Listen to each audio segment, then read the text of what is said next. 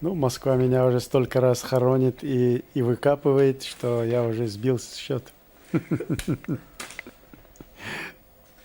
Мы с вами встречались последний раз в конце января. Я вижу, очень много изменилось с тех пор. В чем изменение? Изменения, в частности, в том, что мы больше не в Грозном, не в Гудермесе, а неизвестно где. Почему это неизвестно? Мы находимся и будем находиться до скончания света на исконной чеченской земле Ичкерия. А где мы находимся? В Грозном или в Гудермесе, или в Найжо-Юрте, или в другом регионе, это суть нисколько не меняет. Мы дома. Как вы оцениваете сейчас ситуацию, Тихон Мусаевич? Я не буду комментировать. Устал уже комментировать ситуацию. Каждый раз от меня требует или просит прокомментировать ситуацию. Война. Война. Самая жестокая война, которую только видел человек со времен Адама и Евы. Война. Тихон Мусаевич, вы о чем-нибудь жалеете? Нет, ни о чем я не жалею, но кое-какие-то принципы изменились. Нельзя сказать, чтобы я что-то ненавижу или питаю какую-то глубокую кому-то, и к народам, или к ситуациям ненависть, но появилось брезгливое отвращение к некоторым профессиям, к военным профессиям, ко всем. А в частности? Да ко всем военным профессиям и в частности к авиации. Скоро 9 мая, Тихон Мусаевич. Что бы вы хотели пожелать народам бывшего Советского Союза? Народам бывшего Советского Союза ничего я не пожелаю. То, что они заслуживают, они сами себе его и нагнетают, и сами приводят к себе к тому, что не заслуживают. Народы бывшего или настоящего или будущего Союза, и в частности России, больные русизмом. Причем очень опасная, тяжелая хроническая болезнь. Русизм страшнее фашизма, нацизма, расизма, всех человеконенавистнических идеологий. Хотят они того или нет. И этот страшный недуг, наверное, можно вылечить только тягчайшими испытаниями. Единственный, наверное, народ на земле, вообще ни во что не верующий, бездуховный, безнравственный и отстал от уровня развития человечества, безнадежно и надолго. Это русские. Никакой веры нет, никакой вере не подчиняется. Не привержены никакой духовности, нравственности, отсюда и морали. И морали. И это к великому несчастью самого же российского народа в массовом масштабе. То, что делается, Чечня – это только предлог, а по сути это суть российского народа. Больного русизмом, человеконенавистнической идеологией. А за это трудно надо расплачиваться. Испытания российскому народу предстоят очень тяжелые, и прогноз неблагоприятный. Причины тому реальные. Нет идей. Идея коммунизма, социализма, построение общества равных возможностей, как мыльный пузырь лопнула. Все потому, что строилось на идее русизма. Раз нет идей, к тому же и нет правового государства российского. Нет легитимности самого государства, ни одной ветви власти. А раз нет ни идеи, ни легитимности государства и ветвей ее власти, значит нет место и политики, и внутренней, и внешней. А раз нет и третьего компонента, нет места идеологии. Тогда нет и мотивов, и нет стимула. На этом заканчивается перспектива. Это один путь. Другой путь развития цивилизации человечества – это духовность. Русские неверующие. Ни в Христа, ни в Магомета, ни в Будду, ни во что. А чтобы народ стал целый духовным, минимум надо над этим работать, чтобы сменилось 3 поколения. И этот путь закрыт. Где взять идеи для такой массы человечества? Можно бы идти по примеру Запада, сделать своей идеей доллар, Богом своим. В этом случае тупик. Россия считанное время гражданской войной в период передела власти, нелегитимности государств, ветвей власти, разграничения, разгосударствления собственности. Вот в этот период такая идея настолько опасная, что все возьмут булыжники, у кого есть автомат, а кто и ракету, и гражданской войной будут разрешать этот спор. Этот тоже путь закрыт. Оба пути и духовности, и идеи новой, пути закрыты. Сейчас пытаются политики, идеологи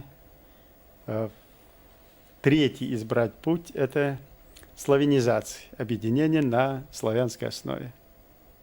Из этого тоже ничего не выйдет, поскольку главный составляющий компонент славянизации – украинцы никогда не смирятся с русификацией и с русизмом. Есть только один путь для развития российского государства и народов, но я его вам не скажу. И этот ключ у нас. Михаил Мусаевич, вы помните, как в последний раз еще в бывшем Советском Союзе вы отмечали День Победы? Конечно, помню. Я ведь командовал гарнизонами в 3 округах.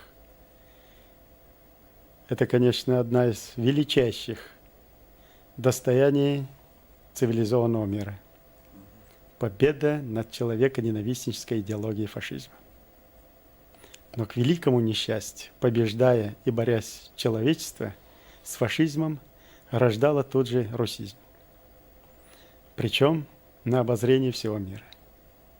В то время, когда весь цивилизованный мир боролся с этой чумой, ценой огромных потерь и разрушений, в это время в Руси уничтожались миллионы людей по национальному и духовному признаку. Только в одной яме зарыли 12 тысяч лучших сынов Европы и цвета цивилизации польских офицеров. 40-тысячную армию польскую уничтожили и оставили из них всего лишь одно подразделение для обозрения. Миллионы народов депортировались и уничтожались, в том числе и чеченский народ весь. 2/3 нации мы потеряли в этой гнусной, похабной идеологии рождения русизма. И русизм стал набирать силу реалистическим устранением армии всему миру, демонстрируя свою жестокость. Россия, выбирая самых незащищенных и слабых, демонстрировала над народами мира почти весь период своего существования физическим насилием и уничтожением, демонстрировала свою жестокость и свой русизм. Давайте вспомним. Не успела закончиться война в 1944 году, где десятки миллионов народов были физически уничтожены, депортированы и сделали сплошной концлагерь в геополитическом огромном пространстве.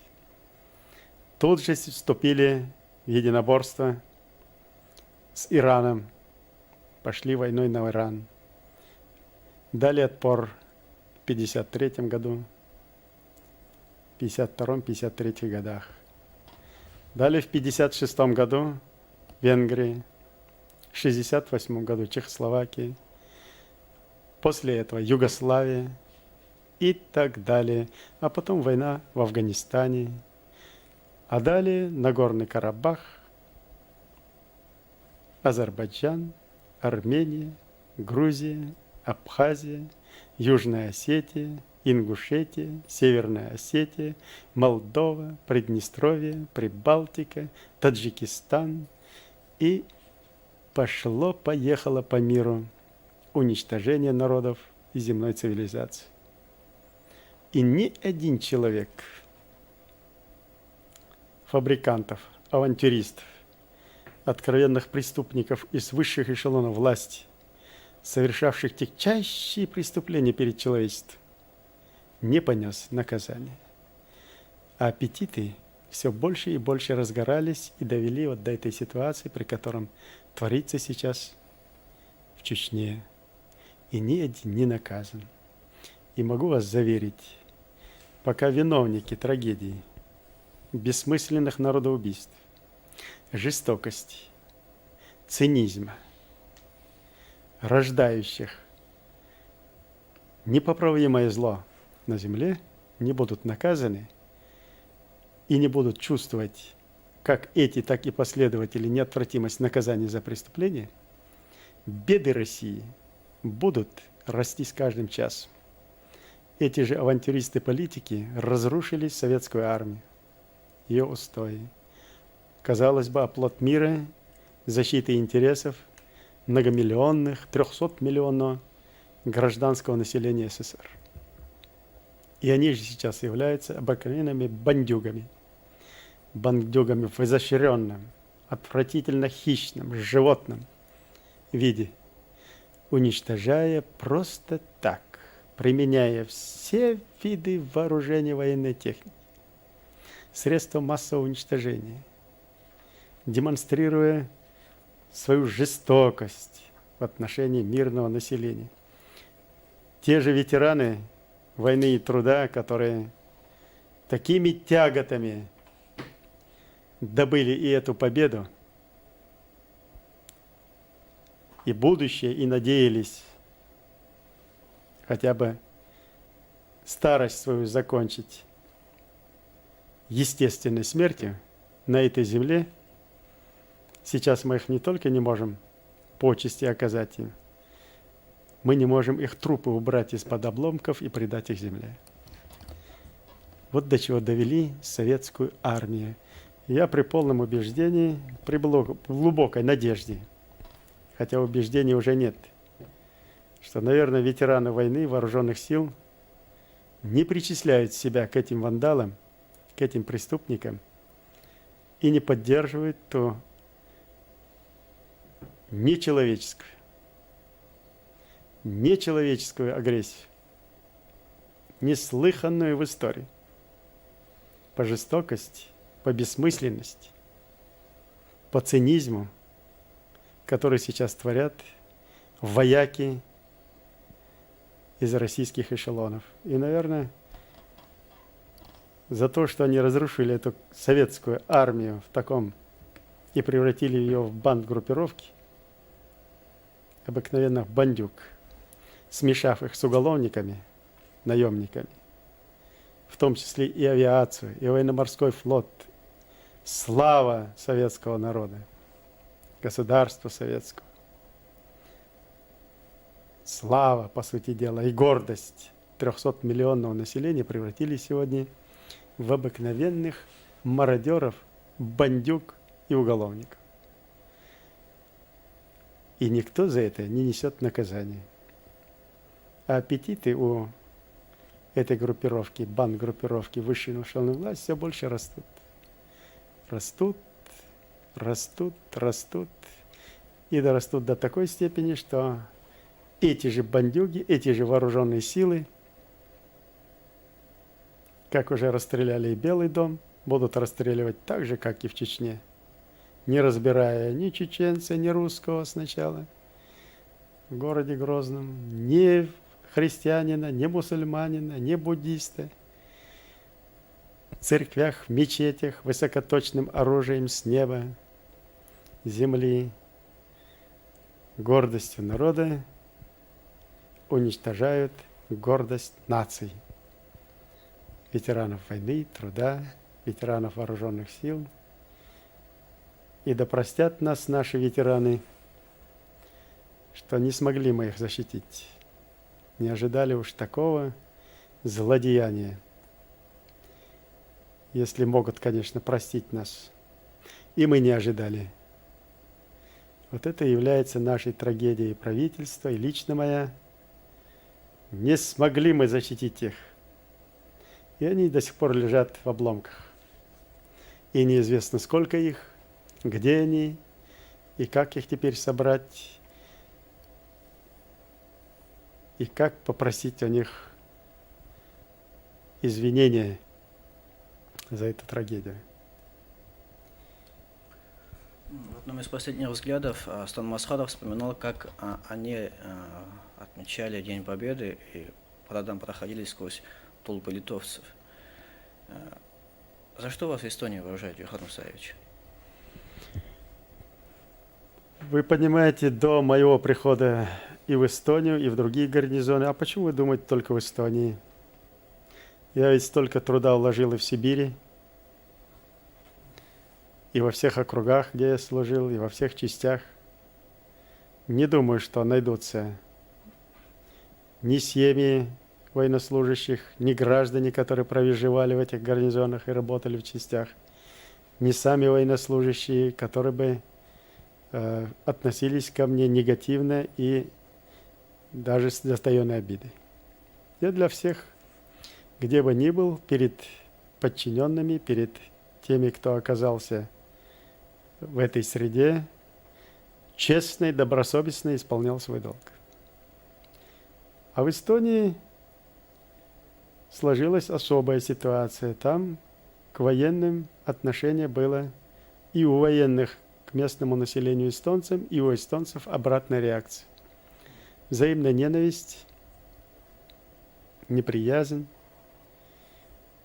И в этой ситуации впервые, наверное, за всю советскую эту власть и гражданское население, и военные нашли взаимопонимание. Впервые начали здороваться. Те, которые десятками лет жили вместе в одних подъездах. Просто, наверное, к народам надо относиться по-человечески, а не по-зверски. Не с точки зрения русизма, а с точки зрения гуманности, законов и права. И все будет в порядке. Нет плохих народов. Ни одного народа на земле нет плохого. И тех, которых сделали по пугалам, это самые, наверное, несчастные народы.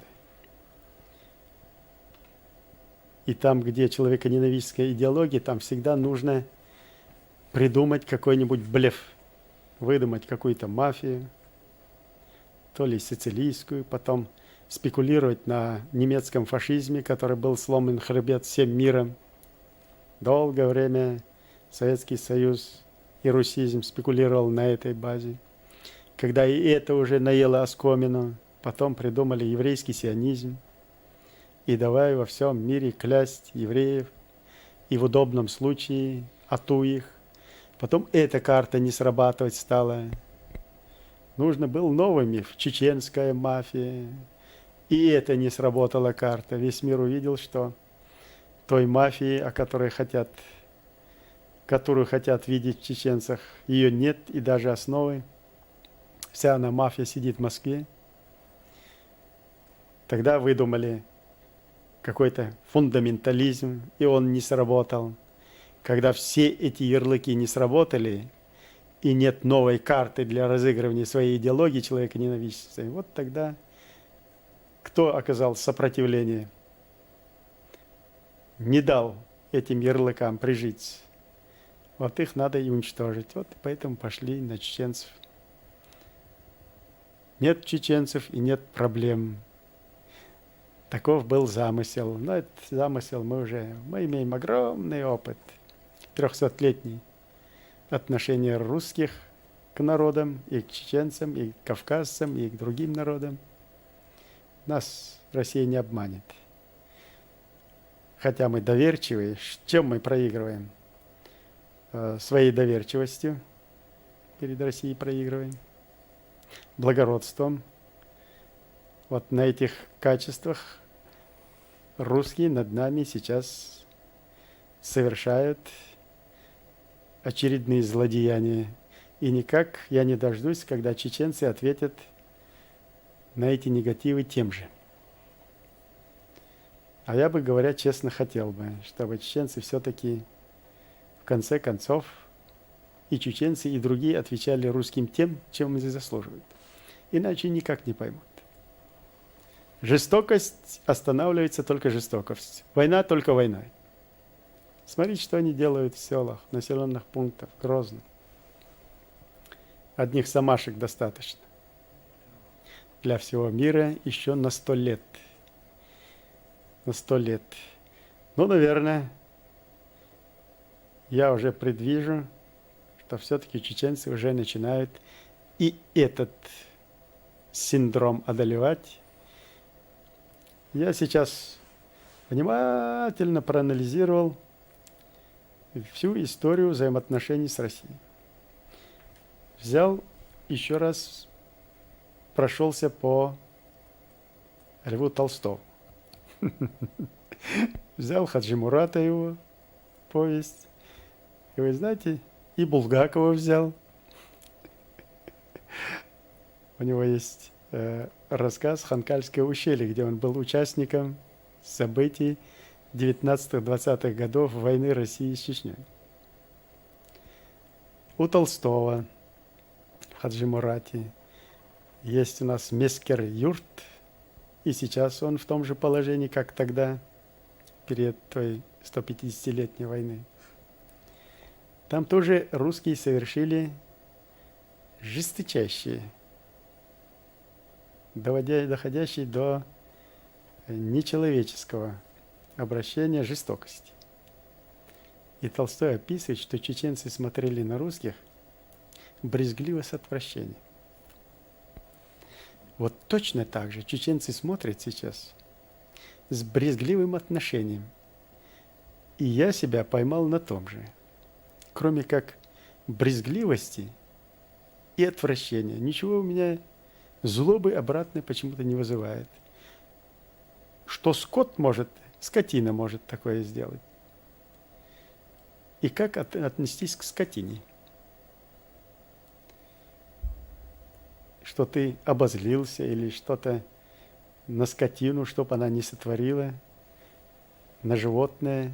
Ну, наверное, равносильно мы, и я, и все чеченцы, я вижу, смотрят на эти злодеяния, на этих русских, на этих татуированных уголовников, мародеров, крохоборов, убийц. Мы на них смотрим с брезгливым отвращением и больше ничего. Ну, с тех пор прошло очень много времени, в сообществе жили чеченцы, русские. Ничего не изменилось? Не изменилось. Только жестокость русских, русизм. Весь свой потенциал русизма они обрушили на чеченцев. И русские теперь на весь мир оголены. Не только внешне, голые стоят перед миром, но и вывернуты наизнанку, до их кишков. Весь мир увидел, что такое русский русизм, и насколько он опасен для человечества. И что надо было не бороться не столько с фашизмом, сколько с русизмом в свое время. Теперь эта болезнь запущенная. Вон они бряцают сейчас с черными чемоданами, с черными кнопками. Уже до этого доходит. Уже до ядерной кнопки. Уже руки тянутся. И сейчас опять парады. И я вспоминаю великого сына мира, ученого, который при виде военных, стучащих своими сапогами, я не могу точно назвать, но у него вызвало это отвращение, как будто это пустые головы. образно говоря, я не могу повторить точно. Но и с некоторых пор к военным профессиям у меня полное презрение и отвращение. Полное отвращение. Петрович, вы помните парад какой-нибудь в Эстонии? Я помню парады, я все парады помню. Я Без участник. эксцессов с эстонцами? Никаких эксцессов. Я вам скажу, что даже встречались сами, приходили как на праздник. Как на праздник. Впервые в Тарту в день авиации мы отвечали все вместе. И причем эстонцы плакали. Мы открыли двери все, поставили самолеты, на чистом эстонском языке парни рассказывали предназначение самолетов, тактико-технические характеристики, открыли все двери столовых, казарм, музеев, потенциала своего, устроили праздник. И впервые, тогда еще боялись свой флажок даже в кармане носить, мы подняли их флаг на высоту размерами 2 на 3 метра, и парашютист-эстонец спустил его с высоты 3000 метров. И можно было видеть, и я наблюдал, как молодая семья, где маленький ребенок с супругом, и мальчишка показывает, что «Эме, посмотри». И они увидели, что этот флаг эстонский, подняли этого ребенка, и громко, и от радости плача прыгали все втроем и так далее. Ничего тут не было, никаких эксцессов, ни в парадах. Ничего не против Хумса. Плевал я, если бы даже за это что-то и было. Конечно, были недовольны. В то время были демонстрации. Демонстрации были. Аэродром был огромный по периметру, 11 километров. Так они, бедные бедолаги, в 5 часов утра с детьми на плечах, на руках демонстрируют, что они протестуют против военного аэродрома и присутствия военных. Решили обойти этот весь аэродром где-то через 2-3 часа. Бедненькие там в лесу, в болоте застряли, устали. Тогда я разобрал колючую проволоку на этом участке, открыл им двери и через весь аэродром перевел на другую сторону, где их там на той стороне чай, каши. Чем они будут мучиться, ходить, прятаться, пугаться. Итак, лед растаял. Нисколько они не были против ни военных, если они не чувствовали, что эти военные для них являются угрозой их безопасности, их чести, достоинства. Мы отдали им национальный музей и парк. Еще со времен Второй мировой войны превратили когда-то одно из самых прекрасных мест Эстонии и достояние эстонского народа буквально в хлам. Военные занимали ее под складские помещения, авиационно-техническое имущество, все развалено, разрушено, замусорено, загажено. Я им предложил восстановить свой музей, передать им. Они, конечно, сперва в это не верили, но когда мы быстро привели, насколько могли, в порядок, очистили эту территорию, они нам в награду построили новые ангары, о которых мы даже не мечтали. Передали, и первое дерево, даже есть фотография, с директором музея мы посадили в этом парке.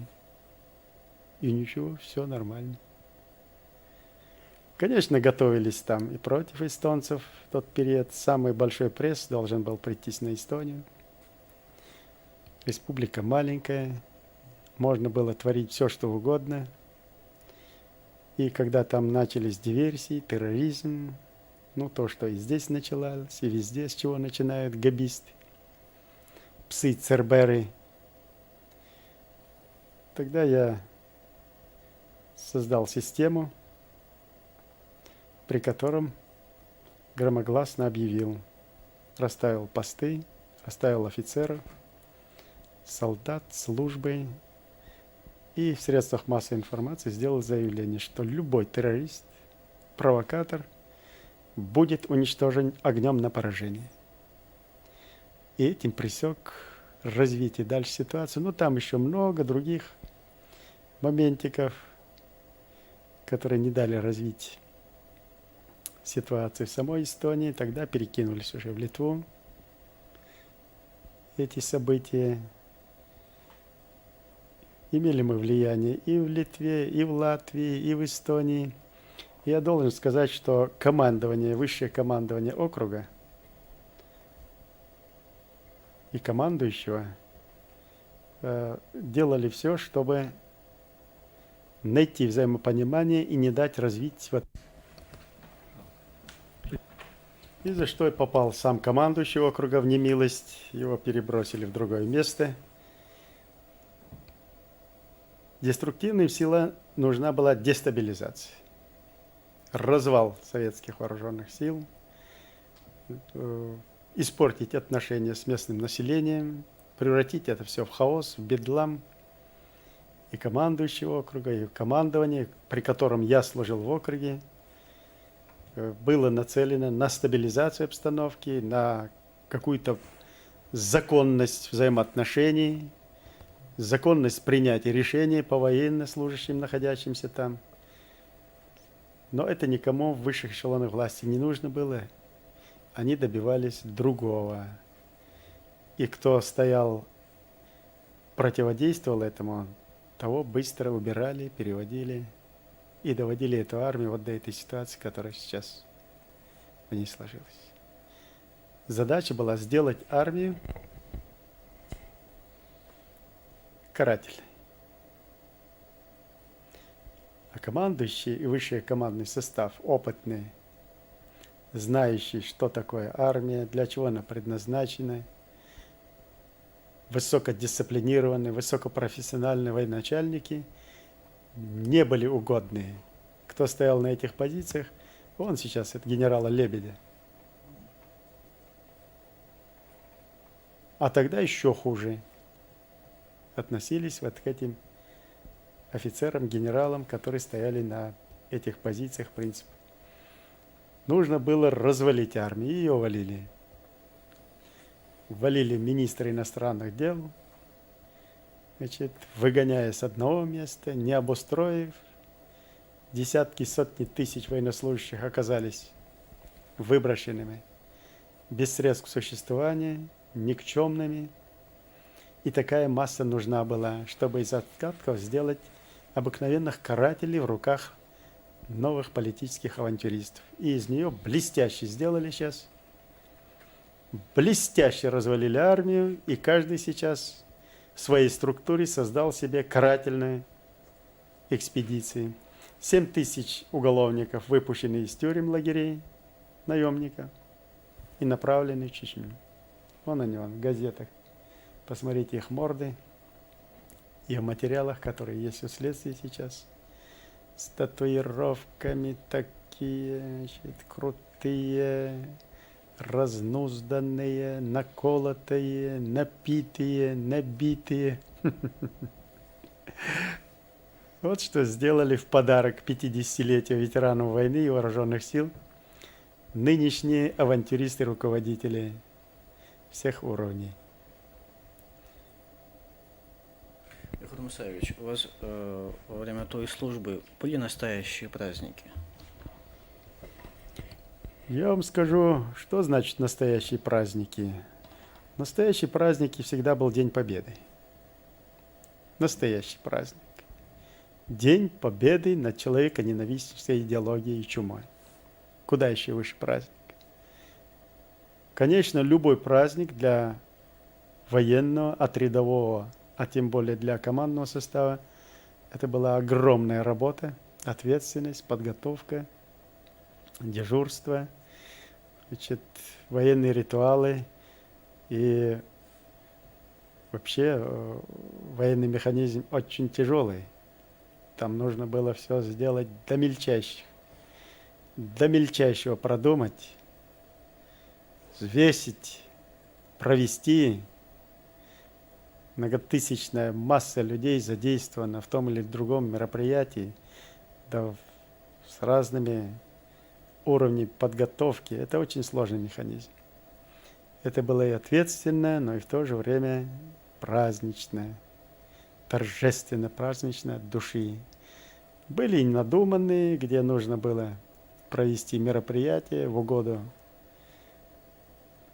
кому-то, или инспекции, или комиссии, а были и настоящие праздники.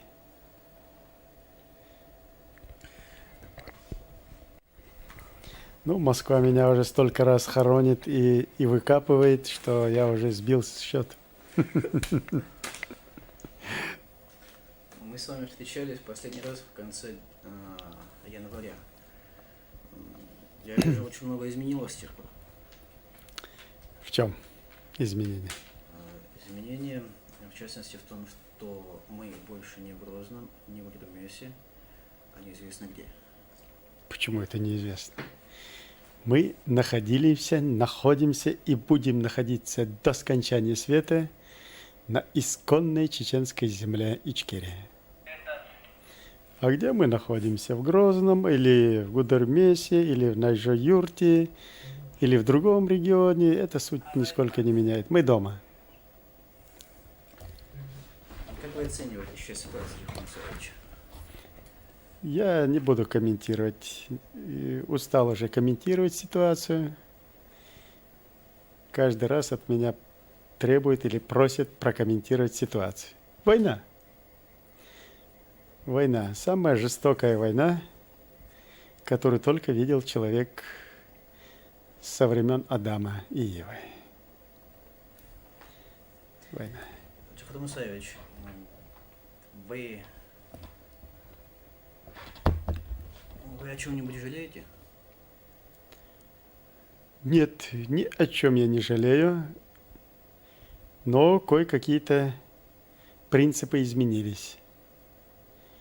Нельзя сказать, чтобы я что-то ненавижу или питаю какую-то глубокую кому-то, и к народам, или к ситуациям ненависть, но появилось брезгливое отвращение к некоторым профессиям, к военным профессиям, ко всем. А в частности? Да ко всем военным профессиям, и в частности к авиации. Скоро 9 мая, Джафар Мусаевич. Что бы вы хотели пожелать народам бывшего Советского Союза? Народам бывшего Советского Союза ничего я не пожелаю. То, что они заслуживают, они сами себе его и нагнетают, и сами приводят к себе к тому, что не заслуживают. Народы бывшего или настоящего или будущего Союза, и в частности России, больные русизмом. Причем очень опасная, тяжелая хроническая болезнь. Русизм страшнее фашизма, нацизма, расизма, всех человеконенавистнических идеологий. Хотят они того или нет. И этот страшный недуг, наверное, можно вылечить только тягчайшими испытаниями.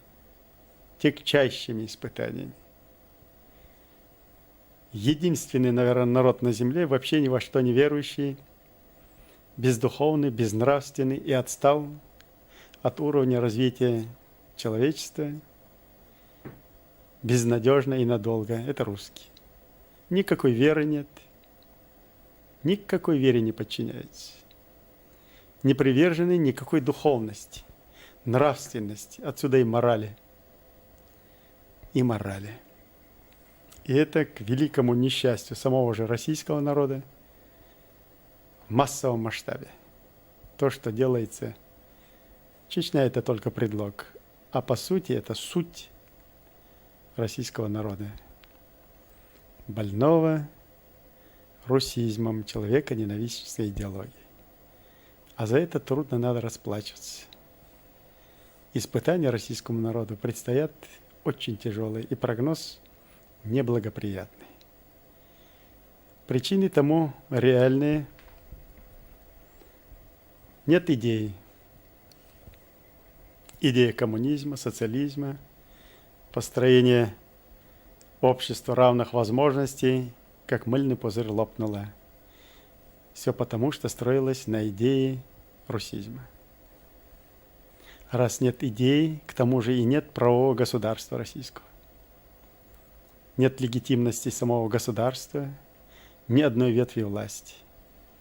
А раз нет ни идеи, ни легитимности государства и ветвей ее власти, значит нет места и политики, и внутренней, и внешней. А раз нет и третьего компонента, нет места идеологии. Тогда нет и мотивов, и нет стимула. На этом заканчивается перспектива. Это один путь. Другой путь развития цивилизации человечества – это духовность. Русские неверующие. Ни в Христа, ни в Магомета, ни в Будду, ни во что. А чтобы народ стал целый духовным, минимум надо над этим работать, чтобы сменилось 3 поколения. И этот путь закрыт. Где взять идеи для такой массы человечества? Можно бы идти по примеру Запада, сделать своей идеей доллар Богом своим. В этом случае тупик. Россия считанное время гражданской войной, в период передела власти, нелегитимности государств, ветвей власти, разграничения, разгосударствления собственности. Вот в этот период такая идея настолько опасная, что все возьмут булыжники, у кого есть автомат, а кто и ракету, и гражданской войной будут разрешать этот спор. Этот тоже путь закрыт. Оба пути, и духовности, и идеи новой, пути закрыты. Сейчас пытаются политики, идеологи третий избрать путь – это славянизация, объединение на славянской основе. Из этого тоже ничего не выйдет, поскольку главный составляющий компонент славянизации – украинцы никогда не смирятся с русификацией и с русизмом. Есть только один путь для развития российского государства и народов, но я его вам не скажу. И этот ключ у нас. Михаил Мусаевич, вы помните, как в последний раз еще в бывшем Советском Союзе вы отмечали День Победы? Конечно, помню. Я ведь командовал гарнизонами в 3 округах. Это, конечно, одна из величайших достояний цивилизованного мира. Победа над человеконенавистнической идеологией фашизма. Но к великому несчастью, побеждая и борясь человечество с фашизмом, рождало тот же русизм. Причем на обозрение всего мира.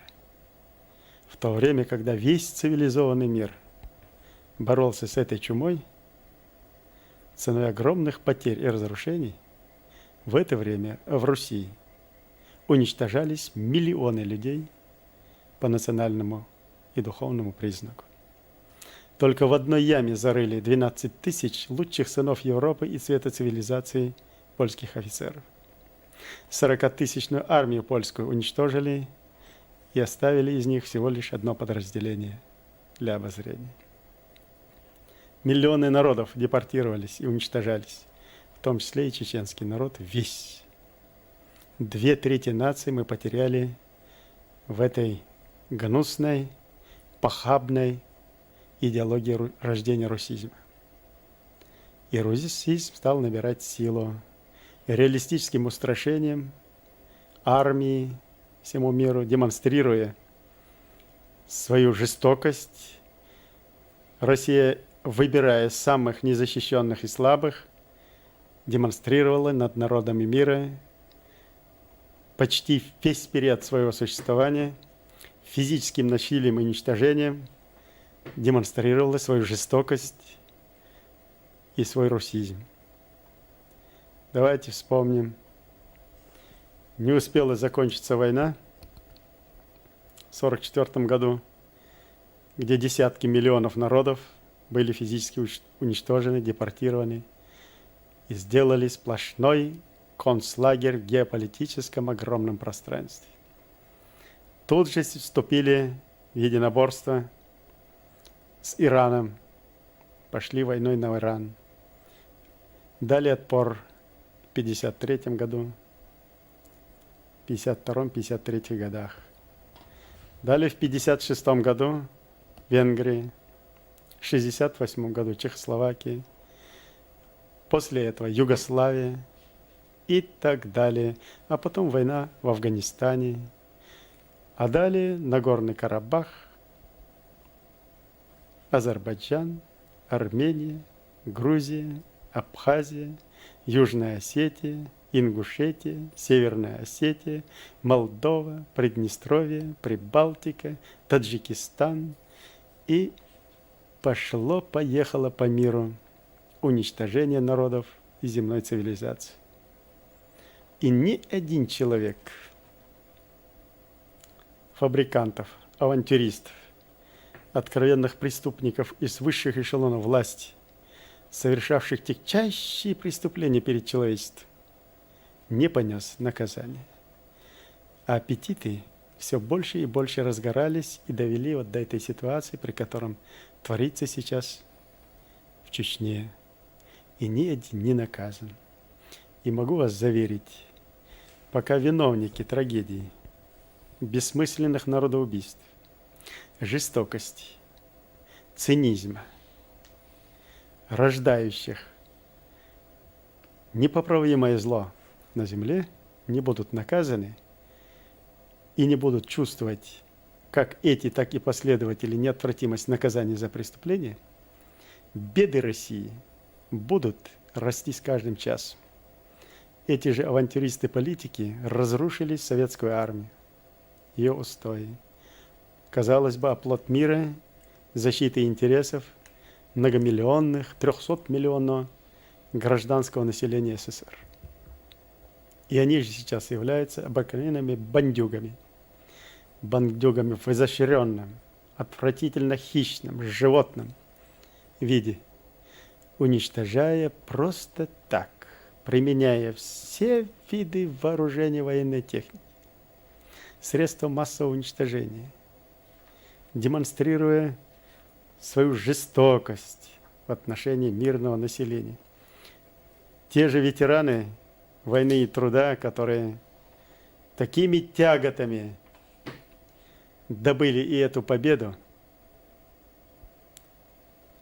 и будущее, и надеялись хотя бы старость свою закончить естественной смертью на этой земле, сейчас мы их не только не можем почести оказать им, мы не можем их трупы убрать из-под обломков и предать их земле. Вот до чего довели советскую армию. Я при полном убеждении, при глубокой надежде, хотя убеждений уже нет, что, наверное, ветераны войны, вооруженных сил не причисляют себя к этим вандалам, к этим преступникам и не поддерживают ту нечеловеческую агрессию, неслыханную в истории, по жестокости, по бессмысленности, по цинизму, который сейчас творят вояки из российских эшелонов. И, наверное, за то, что они разрушили эту советскую армию в таком и превратили ее в банд-группировки, обыкновенных бандюк, смешав их с уголовниками, наемниками, в том числе и авиацию, и военно-морской флот. Слава советского народа, государства советского. слава, по сути дела, и гордость 300-миллионного населения превратились сегодня в обыкновенных мародеров, бандюк и уголовников. И никто за это не несет наказания. А аппетиты у этой группировки, банд-группировки высшей информационной власти все больше растут. Растут, растут, растут. И дорастут до такой степени, что эти же бандюги, эти же вооруженные силы, как уже расстреляли и Белый дом, будут расстреливать так же, как и в Чечне, не разбирая ни чеченца, ни русского сначала в городе Грозном, ни христианина, ни мусульманина, ни буддиста. В церквях, в мечетях высокоточным оружием с неба, земли, гордостью народа уничтожают гордость наций, ветеранов войны, труда, ветеранов вооруженных сил. И да простят нас наши ветераны, что не смогли мы их защитить. Не ожидали уж такого злодеяния. Если могут, конечно, простить нас. И мы не ожидали. Вот это является нашей трагедией правительства и лично моя. Не смогли мы защитить их. И они до сих пор лежат в обломках. И неизвестно, сколько их, где они, и как их теперь собрать, и как попросить у них извинения за эту трагедию. В одном из последних взглядов Астан Масхадов вспоминал, как они отмечали День Победы и по родам проходили сквозь толпы литовцев. За что вас в Эстонии вооружают, Юхан Мусаевич? Вы понимаете, до моего прихода и в Эстонию, и в другие гарнизоны, а почему вы думаете только в Эстонии? Я ведь столько труда вложил и в Сибири, и во всех округах, где я служил, и во всех частях. Не думаю, что найдутся ни семьи военнослужащих, ни граждане, которые проживали в этих гарнизонах и работали в частях, ни сами военнослужащие, которые бы относились ко мне негативно и даже с затаенной обидой. Я для всех, где бы ни был, перед подчиненными, перед теми, кто оказался в этой среде, честно и добросовестно исполнял свой долг. А в Эстонии сложилась особая ситуация. Там к военным отношение было и у военных к местному населению эстонцам, и у эстонцев обратная реакция. Взаимная ненависть, неприязнь. И в этой ситуации впервые, наверное, за всю советскую эту власть и гражданское население, и военные нашли взаимопонимание. Впервые начали здороваться. Те, которые десятками лет жили вместе в одних подъездах. Просто, наверное, к народам надо относиться по-человечески, а не по-зверски. Не с точки зрения русизма, а с точки зрения гуманности, законов и права. И все будет в порядке. Нет плохих народов. Ни одного народа на земле нет плохого. И тех, которых сделали по пугалам, это самые, наверное, несчастные народы. И там, где человеконенавистская идеология, там всегда нужно придумать какой-нибудь блеф, выдумать какую-то мафию, то ли сицилийскую, потом спекулировать на немецком фашизме, который был сломан хребет всем миром. Долгое время Советский Союз и русизм спекулировал на этой базе. Когда и это уже наело оскомину, потом придумали еврейский сионизм. И давай во всем мире клясть евреев, и в удобном случае ату их. Потом эта карта не срабатывать стала. Нужно был новый миф, чеченская мафия. И это не сработала карта. Весь мир увидел, что той мафии, которую хотят видеть в чеченцах. Ее нет и даже основы. Вся она мафия сидит в Москве.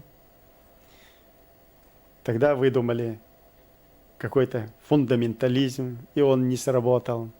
Когда все эти ярлыки не сработали, и нет новой карты для разыгрывания своей идеологии человека ненавистия, вот тогда кто оказал сопротивление, не дал этим ярлыкам прижиться, вот их надо и уничтожить. Вот поэтому пошли на чеченцев. Нет чеченцев и нет проблем. Таков был замысел. Но этот замысел мы имеем огромный опыт, 300-летний отношение русских к народу. Я оберегаю мир от этой опасности. Я хорошо знаю этот механизм. Через все мои жилы прошли политические авантюристы за эти 4 года высших эшелонов власти России и ее сатанинской силы. И куда нацелены все эти, я хорошо чувствую, знаю, и планы знаю, и в Европе, и в Азии, и на Востоке. Достаточно известны из первых источников. Так что миру от этой агрессии много может перепасть, если будет небдительным. Михаил Мусаевич, вы бы сели за стол переговоров с Хаджиевым? А это что такое? Допустим, если Вы знаете, такое предложение России... Вы знаете, я ими брезгую. Не только сейчас не сел бы. Я еще год-два назад с этой категорией людей не стал бы пачкать нацию, сев с ними за стол переговоров. Со всеми этими крохоборами, авантюристами я ведь не себе принадлежу. Пока я избранник народа, я должен беречь честь своих граждан и своего народа. А с этой категорией людей я думал, с чем можно сравнить вот подобную категорию людей. Блестяще описаны манкурты. Оно уже вошло в жизнь. Блестяще описаны Шариковы. Такая порода тоже есть. Даже вампиры гоголевские и те есть. Но к этим категориям ничто это в полной мере их не отражает. И я пришел к выводу, что они просто из породы клоповых и вшивых. Что клопы, что вши заводятся в грязном месте, особенно вши. Что и те, и другие пьют кровь. Что и те, и другие прячутся и находятся в темноте. И когда их обнаруживаешь, они вызывают отвращение и первое желание просто взять их раздавить. Но при этом отвращение от того, что оттуда пойдет дурной запах. Вот такая категория людей, и будет у меня когда-нибудь время, я, наверное, психологический портрет этой категории людей опишу.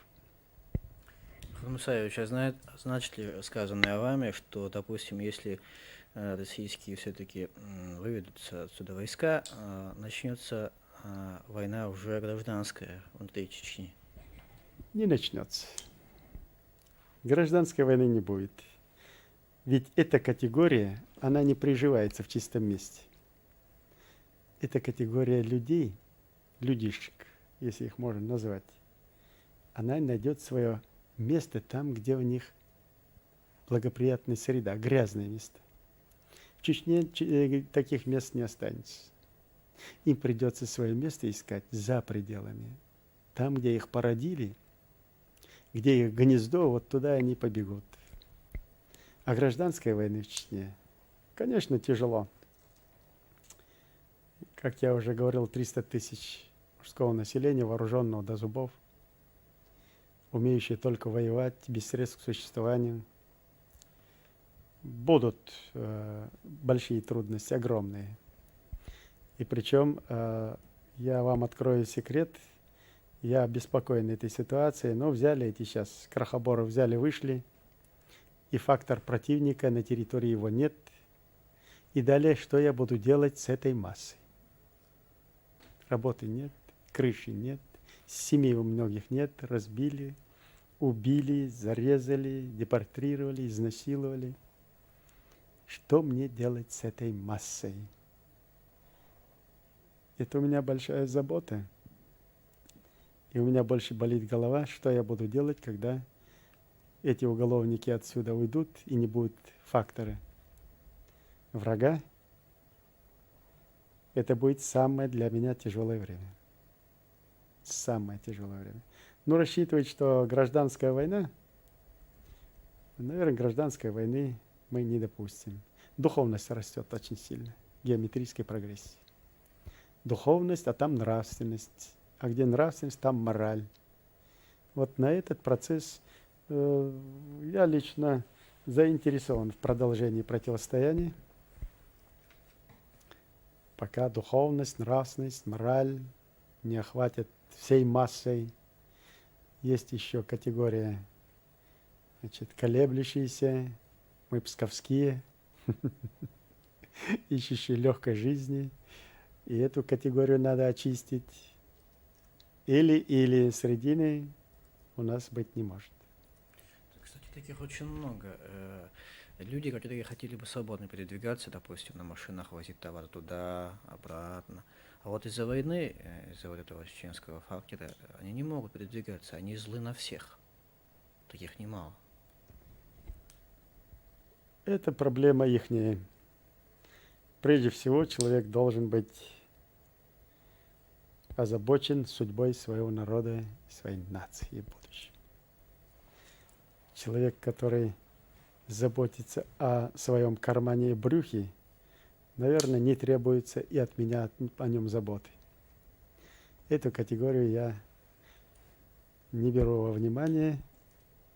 У меня забота рядовые граждане, без комплексов, переносящие страшные тяготы этой необузданной агрессии, с улыбкой на устах, не показывая свою боль. И я вам скажу, что доходит до такого состояния, при котором, скажем, встретилась мне недавно женщина лет 70 или около, одна в горном массиве, с застенчивой улыбкой подошла, обняла. И я поинтересовалась, откуда. Она говорит, с Грозного, с Мичуринского поселка. Где семья? Семья погибла. Сыновья погибли. Муж под бомбардировкой, под ракетным ударом погиб. Но это, говорит, не так важно. Это воля Всевышнего. Сохранился ли дом? Она говорит, это меня не волнует. Скажи мне одно из своих уст. Будем мы под Россией или не будем? А я ей говорю, это больше зависит от Всевышнего, я могу сказать от себя. Никогда чеченский народ не будет больше под Россией. Никогда. И можно было увидеть ее. Наверное, 16-летняя девочка так не прыгала от радости, как она получила полный вот из твоих уст. Мне говорят, этого достаточно, и я счастлива. А то, что дом, там имущество, все остальное, ты, говорит, над этим не думай. Это такая мелочь, и пусть у тебя за это голова не болит. Главное, чтобы у тебя болела голова, чтобы мы не были под этими вандалами. Вот задача. И сказано вами выше, следует ли понимать, что продолжение войны служит очищению народа? Служит. Вы понимаете, у нас приостановились все суды, деятельность судов. Рассчитывали как? Вот они вооружены до зубов, очень экспансивные, характеры ярые, озлобленные. И они сейчас, мы их загоним в горы, и в горах они начнут друг друга там в лесу убивать. упадет нравственность, мораль, будут выпивать там и прочее, прочее. Идет такое очищение духовное, от которого я вам могу вот искренне заверить, что я не ожидал даже через десятилетия такого эффекта. Тут же народ вел шариатские суды. Все. Теперь спиртное и тот, кто продает, получает палки, и тот, кто выпивает. Но это можно было бы сделать как насилие, особенно в начальный период. Мне казалось, что это будет идти с такой болезненной, насильственной, значит, невосприимчивостью. И тут примеры. Сестра продавала водку, а брат пришел, сам лег. Дайте мне двойную дозу, если сестра еще раз когда-нибудь это сделает за нее. Я вам обещаю, что она лишится своей головы. Лег и получил двойную дозу за сестры. Другой молодой человек, симпатичный, и сам попросил, чтобы его наказали ударами палок за то, что он в прошлом году выпил. А ему говорят: ты раскаялся, уже прошел год, и за это не следует наказание. А он говорит: мне отвечать перед Всевышним. Я, когда выпивал, знал, что это грех, и что это нарицательно. И я знаю, что после этого пьянства я совершил недостойный проступок. И лучше, чем отвечать перед Богом, где будет суд строже, я бы хотел ответить живым, получить то, что мне положено, чтобы перед Всевышним уже, значит, полностью раскаяние уменьшило наказание. И получил свои палки, поблагодарил тех, кто исполнил, значит, приговор, пожал им руки, обнялся и повел со спокойной душой пошел. Вот куда идет нация, народ. Пример очень убедительный, замечательный. И вот саморегуляция идет, геометрической прогрессии растет духовность, нравственность. А поэтому и сила противостояния этой агрессии. Сила противостояния. Примеров достаточно. Да, мы здесь увидели много таких людей. Джихад Мусаевич, какие у вас будут прогнозы на ближайший месяц-два? Я о своих прогнозах пока умолчу. Мои прогнозы сейчас сопряжены с моими действиями, с мерами, которыми и с планами, которые принимаются и должны быть реализовываться. Поэтому я не потороплюсь с прогнозами, но для чеченцев прогноз благоприятный. Благоприятный. Для России неблагоприятный. Неблагоприятный. Неблагоприятный. Джихад Мусаевич, вы рассказывали о духовности. Скажите, вы с детства были верующим человеком? Да, сколько я себя помню, я всегда был очень глубоко верующий. Глубоко верующий. И считаю, что абсурдно не верить в своего Творца, который тебе дает жизнь и который отнимает не по твоей воле. Не верить в эти силы – это просто быть, животным. И самого себя заставить только поступать по своему образу и подобию и по своему собственному желанию и прихоти.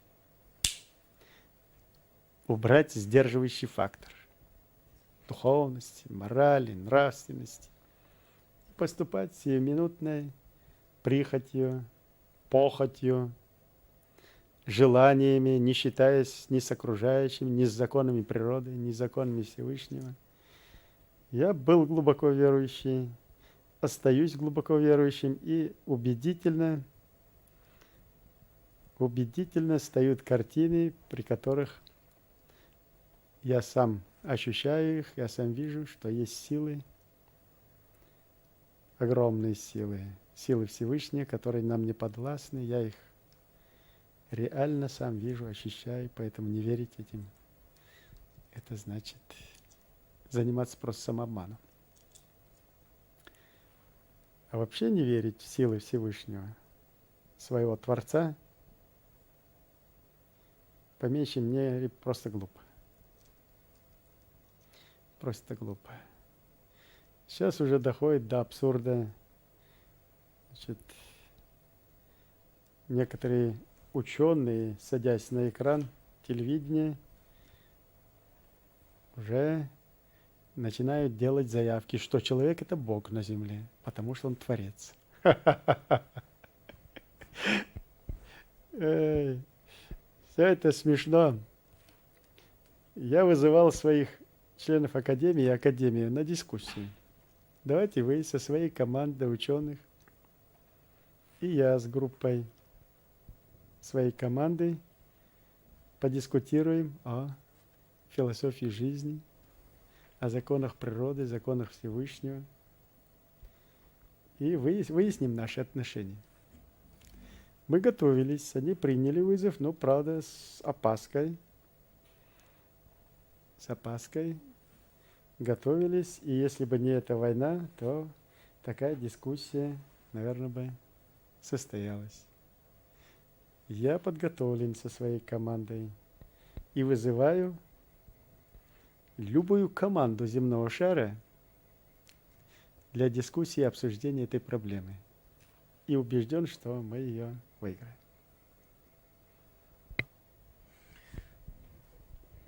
Вот где теперь следы татаро-монгольского? Где Монголия?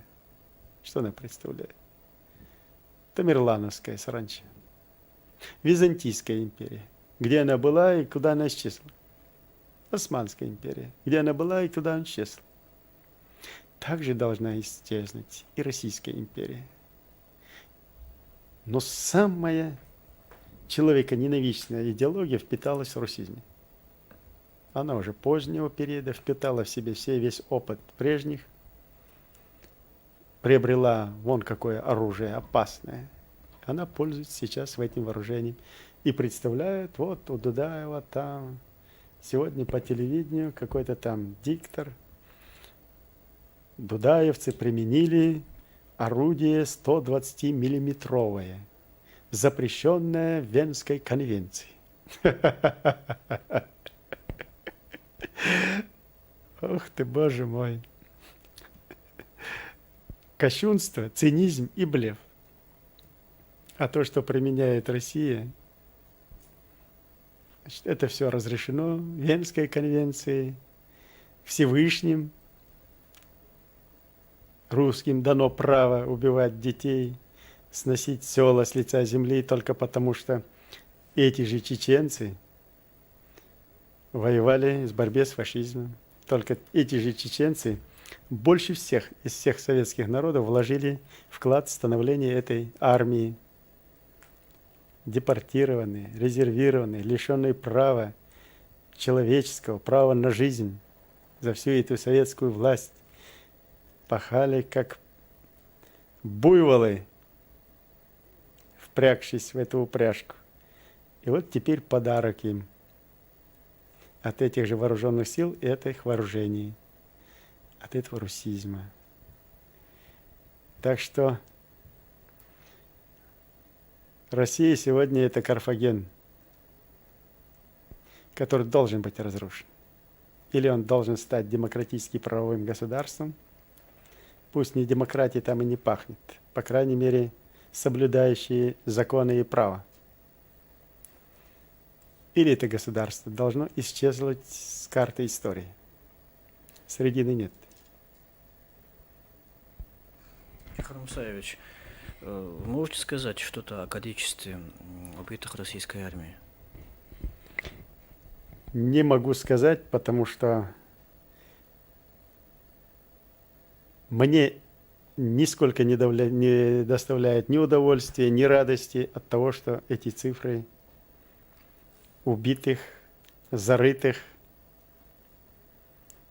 причем зарытых, что самое страшное, что российская сторона к своим же этим посланцам сюда на эту бойню относится настолько безнравственно.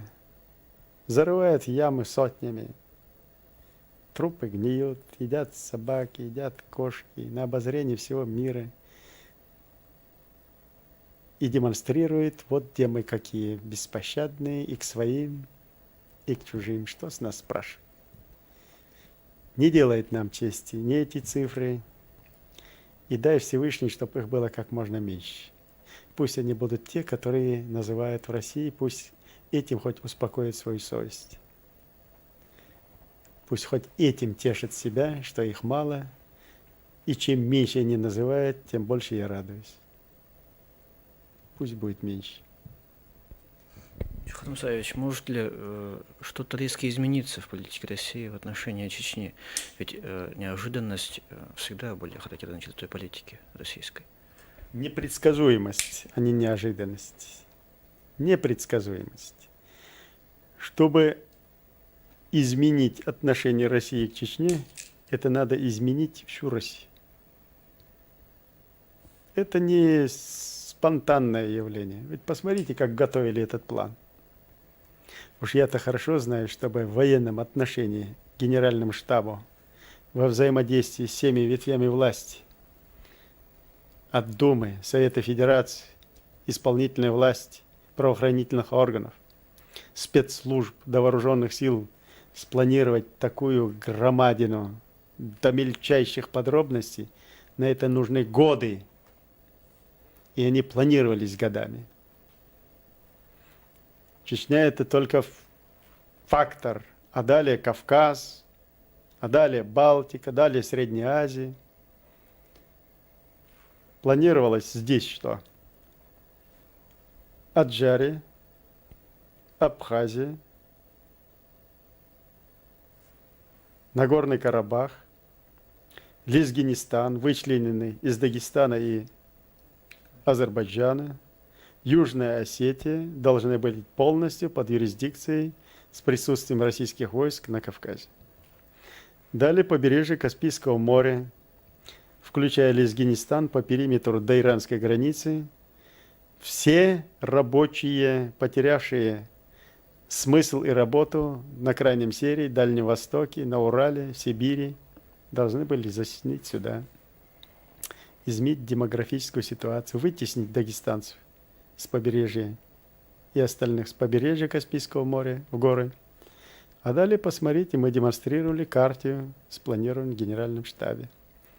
Границы между Чечней и Дагестаном нет, включая Хунзах и Черкей, и Черкейскую ГЭС. Должны были быть уничтожены только авиационными ударами с воздуха. И Черкейская ГЭС тоже, где затапливалась огромная площадь внизу, уничтожался весь потенциал, как производственный, так и природный, и оставить кавказцев, по сути дела, без Кавказа. Таков был план. А далее Крым. Заканчивалась кампания в Чечне. Все эти войска должны были перейти в Крым. В Литве и Белоруссии коридор в Калининградскую область, оккупированный российскими войсками, которых девать некуда. Идите туда, завоевывайте, и там ешьте, грабьте, насилуйте, убивайте, мародерствуйте, и тем проживайте. В Латвии 2 военно-морские базы и 7 наземных военных баз на территории Латвии, оккупированные и никуда не денешься. В Эстонии Нарвский район должен был отхвачен и оккупирован. В Средней Азии Казахстан и Киргизстан должны быть введены в состав уже новой России, как колонии. С остальными вести войну силами Казахстана, Средней Азии друг с другом.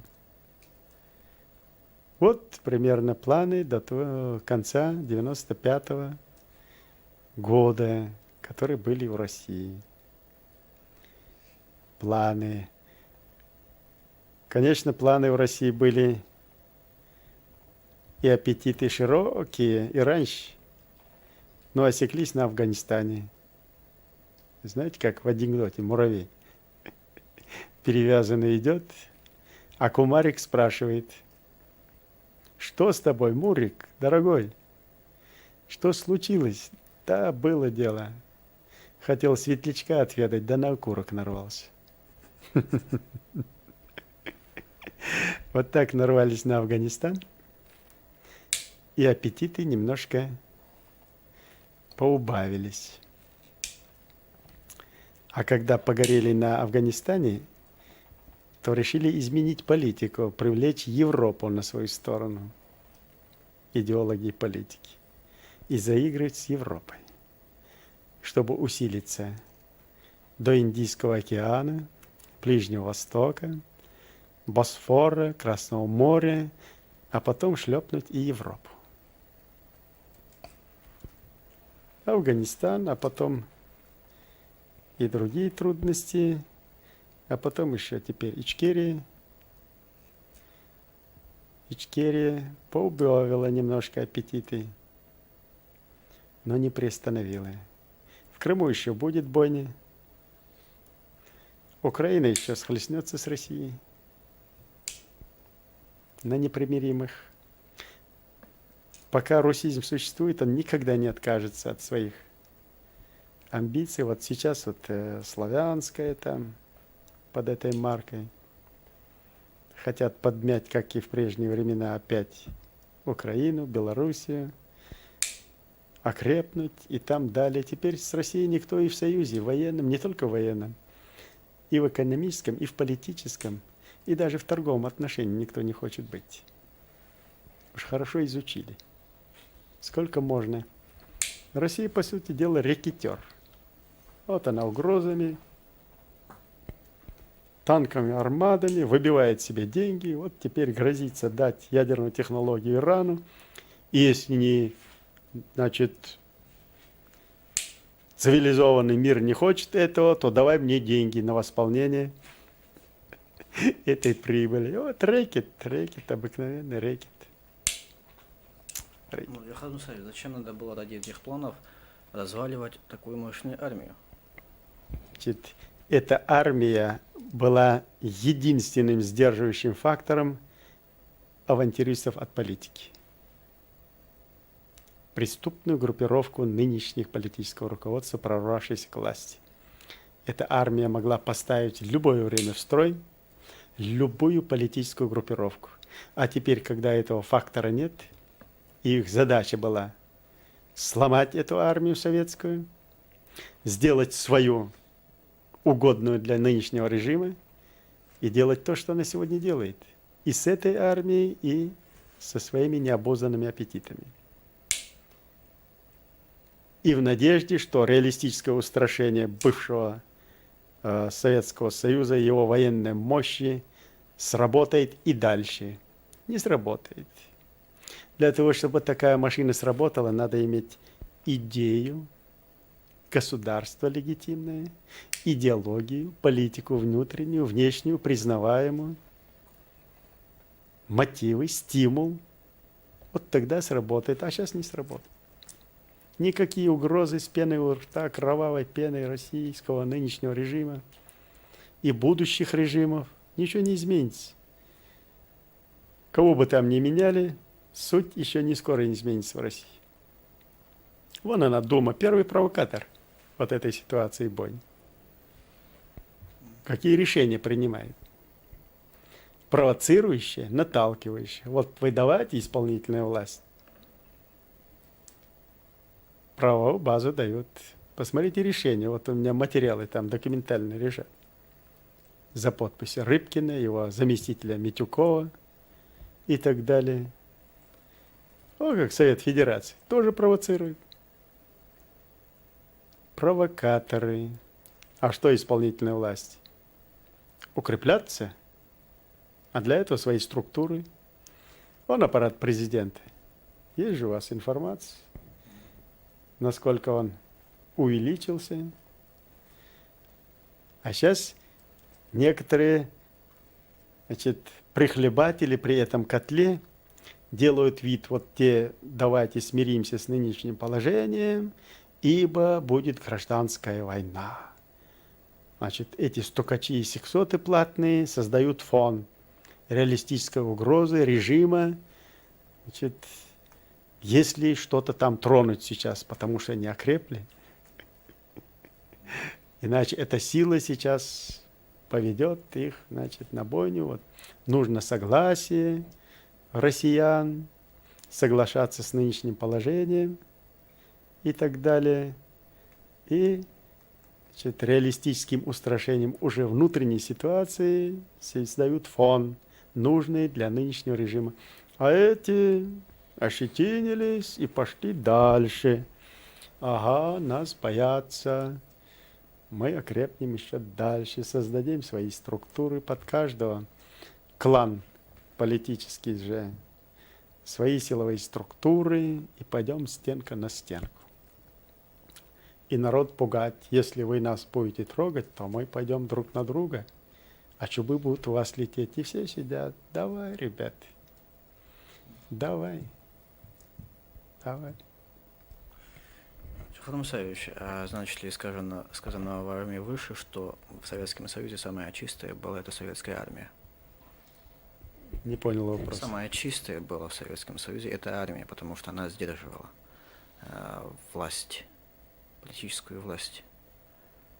Я вам скажу, что советская армия при всей агрессивной политике высшего политического руководства и ее замыслах, при всем его тоталитаризме, советская армия, как ни одна армия, была идеологически, духовно, можно сказать, даже морально, если не духовно, то морально, одна из самых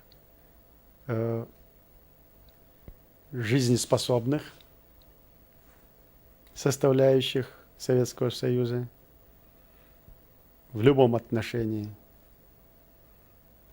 воспитанных в духе, не негативном духе, а действительно впитавший в себя действительно идеологию защитника народов и Отечества, не вмешиваясь в внутренние дела, но и не позволявший над собой и над народами, где бы это ни происходило в Советском Союзе, никакое насилие.